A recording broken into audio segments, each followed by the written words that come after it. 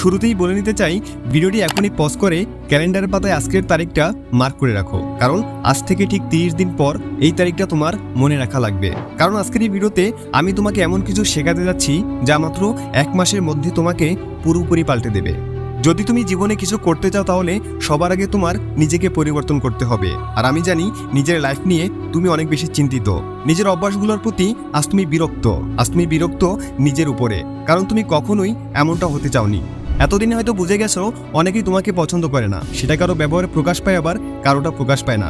আবার এমন অনেক মানুষ আছে যারা তোমার ভালো কিছু দেখলে সেটা সহ্য করতে পারে না, তারা চায় তুমি যেন সবসময় তাদের থেকে পিছিয়ে থাকো।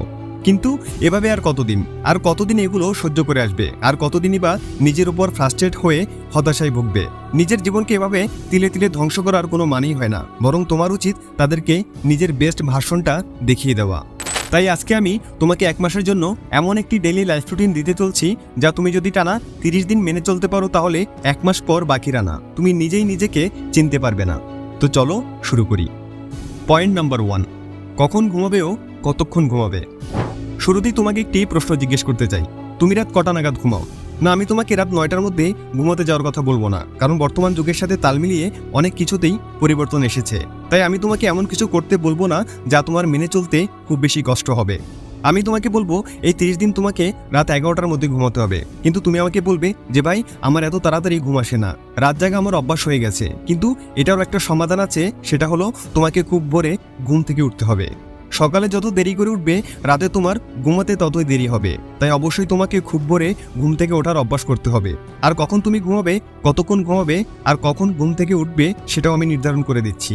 রাত 11টা, তোমাকে অবশ্যই রাত 11টার মধ্যে ঘুমিয়ে যেতে হবে। মনে রাখতে হবে সময়টা যেন 11টার থেকে বেশি না হয়। আর 6 ঘন্টা ঘুমিয়ে তোমাকে এই 1 মাস ভোর 5টায় ঘুম থেকে উঠতে হবে। আর একজন মানুষের সুস্থ থাকার জন্য দিনে 6 ঘন্টা ঘুমই যথেষ্ট। আর যদি তুমি সকালে উঠতে না পারো তাহলে আমাদের ভোর 4টায় ওঠার ম্যাজিক এই ভিডিওটি দেখে আসতে পারো। পয়েন্ট নাম্বার 2, ব্যায়াম ও শরীর চর্চা করা। তো কিছুক্ষণ আগেই বললাম তোমাকে প্রতিদিন ভোর 5টায় ঘুম থেকে উঠতে হবে। ঘুম থেকে ওঠার পর ফ্রেশ হয়ে সৃষ্টিকর্তার কাছে প্রার্থনা সেরে নিতে হবে। তারপর খালি পেটে তোমাকে 1 গ্লাস নর্মাল পানি পান করতে হবে। যদি গরম লেবু জল পান করতে পারো তাহলে সেটা আরও ভালো। তারপর তোমাকে বাইরে রানিং করতে যেতে হবে। সর্বনিম্ন 30 মিনিট তোমাকে খুব আস্তে আস্তে দৌড়তে হবে। তারপর এক্সারসাইজ করে বাসায় ফিরে আসতে হবে। তাহলে সারাদিন তোমার আর শরীর নিয়ে কোনো চিন্তার বিষয় রইল না, কারণ যদি তুমি রোজ নিয়ম করে শরীরচর্চা করতে থাকো তাহলে কখনোই তোমার শরীর দুর্বল হবে না, তুমি দিনভর ফিট ও স্ট্রং থাকতে পারবে। একটা কথা সবসময় মনে রাখতে হবে, স্বাস্থ্যই সফল সুখের মূল। তাই যদি তোমার শরীর স্বাস্থ্যই ভালো না থাকে তাহলে সুখটা আসবে কোথা থেকে? তাই তোমাকে সবসময় এমন কিছু করতে হবে যা তোমার শরীরকে সর্বদা সচল রাখতে সাহায্য করে। পয়েন্ট নাম্বার 3, খাওয়া দাওয়ার একটি লিমিট রাখা। এই 1 মাস তোমাকে সকল ধরনের অস্বাস্থ্যকর খাবার ত্যাগ করতে হবে। তৈলাক্ত খাবার যত কম পারো তত খাওয়ার চেষ্টা করবে। সকল ধরনের জাঙ্ক ফুড বর্জন করতে হবে সেই ধরনের খাবারগুলো যা তোমার শরীরের চর্বির পরিমাণ বাড়িয়ে দেয়।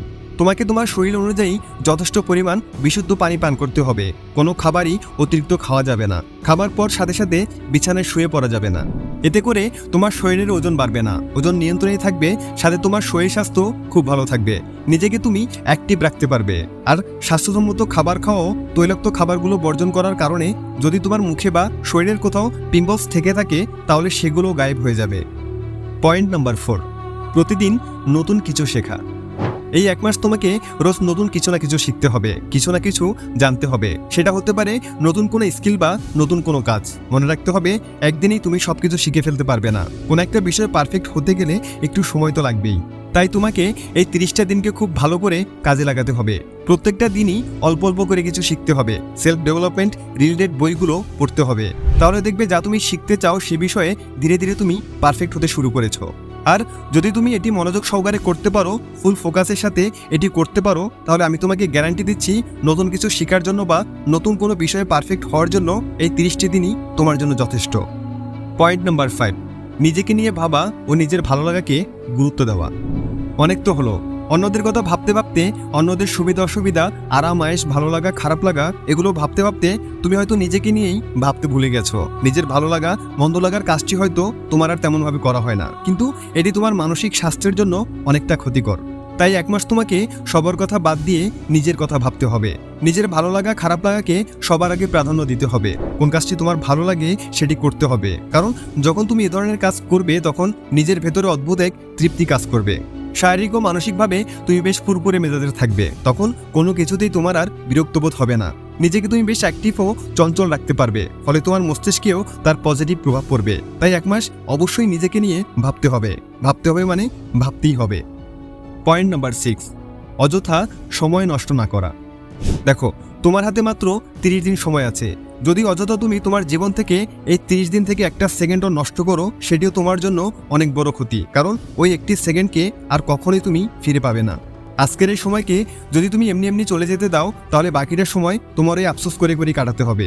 সময়কে জীবনের সবচেয়ে মূল্যবান সম্পদ ভাবতে শেখো, আর সময়কে জীবনের সবচেয়ে মূল্যবান জিনিস মনে করেই ব্যবহার করতে শেখো। তাহলে দেখবে জীবনে এমন অনেক কিছু তুমি অর্জন করে ফেলেছো যা তুমি কখনো কল্পনাও করোনি।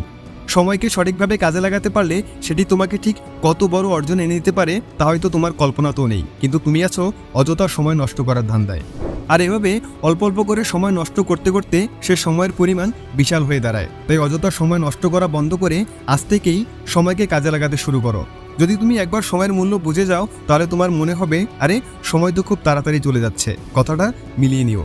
এবার চলে যাচ্ছে আজকের ভিডিওর সর্বশেষ পয়েন্টে। পয়েন্ট নাম্বার 7, কাজ ভাগ করে একটি ডেইলি লাইফ রুটিন তৈরি করা। তুমি যতই বলো না কেন আমি সময় মতো সব কিছু করে ফেলতে পারবো, আমি সেটি কখনোই বিশ্বাস করব না, কারণ শিডিউল তো তোমার দ্বারা ব্রেক হবেই। তাই আমি তোমাকে বলছি, এখন একটি ডেইলি লাইফ রুটিন তৈরি করে ফেলো। প্রথমে তোমার লক্ষ্যটিকে ছোট ছোট করে ভাগ করতে হবে। তারপর একদিনে তোমার কি করতে হবে, কোন কোন কাজ করতে হবে, কতটুকু করতে হবে আর কখন করতে হবে, সেগুলো সেট করে একটি ডেইলি লাইফ রুটিন তৈরি করে ফেলো। তারপর রুটিনটিকে এমন জায়গায় লাগাবে যেন সেটি বেশিরভাগ সময় তোমার চোখের সামনে পড়ে। তাহলে তুমি সেই রুটিন দেখে সেই অনুযায়ী নিজের কাজটি সময় মতো সেরে নিতে পারবে। কিন্তু যদি তুমি রুটিনকে তৈরি না করো আর যদি একটি কাজও তোমার মিস হয়ে যায়, তাহলে মাত্র 30 দিনের চ্যালেঞ্জটি ওখানেই শেষ। তোমাকে আবার সব কিছু নতুন করে শুরু করতে হবে। তাই নিজের ভালো চাইলে এখনই সব কিছু পরিকল্পনা করে ভেবেচিন্তে একটি রুটিন তৈরি করে ফেলো। আর যদি তুমি আমার বলা এই 7টি পয়েন্ট মেনে চলতে পারো, তাহলে 30 দিন পর নিজের মধ্যে এত পরিবর্তন দেখতে পারবে যে তুমি নিজেকে চিনতেই পারবে না। মানুষ পুরো অবাক হয়ে যাবে। যারা তোমাকে নিয়ে ঠাট্টা করতো তারা তোমায় দেখে চুপ হয়ে যাবে। যারা তোমার পেছনে তোমায় নিয়ে বদনাম করতো সেই তারাই তোমার ব্যাপারে কিছু বলতে গেলে দুবার ভাববে। যারা বলেছিল তুমি কখনোই পারবে না, তারাই তোমাকে বলবে এটা কিভাবে করলে। যারা তোমার মনোবল বারবার ভেঙে দিত তারাই আবার তোমাকে সংবর্ধনা জানাতে আসবে। যারা তোমাকে অন্যের সাথে তুলনা করত তারা অন্যকে তোমায় দেখিয়ে বলবে যে দেখ ওর মতো হতে শিখ। তুমি চুপ করে দেবে সেই সকল ব্যক্তির মুখ যারা কখনোই তোমাকে উৎসাহ যোগায়নি, যারা কখনো তোমার সাহস যোগায়নি, তোমার ভালো চায়নি। আর এই সকল কিছু সাধন করতে হলে তোমাকে অবশ্যই আজকের ভিডিওতে বলা প্রত্যেকটি কথা অক্ষরে অক্ষরে মেনে চলতে হবে, তা না হলে সবই বৃথা যাবে। তোমার জন্য অনেক অনেক শুভকামনা জানিয়ে আজকের মতো এখানেই বিদায় নিচ্ছি। ভালো লাগলে ভিডিওটি বন্ধুদের সাথে শেয়ার করে দিও আর সাবস্ক্রাইব করে আমাদের সাথেই থেকো। Thanks for watching.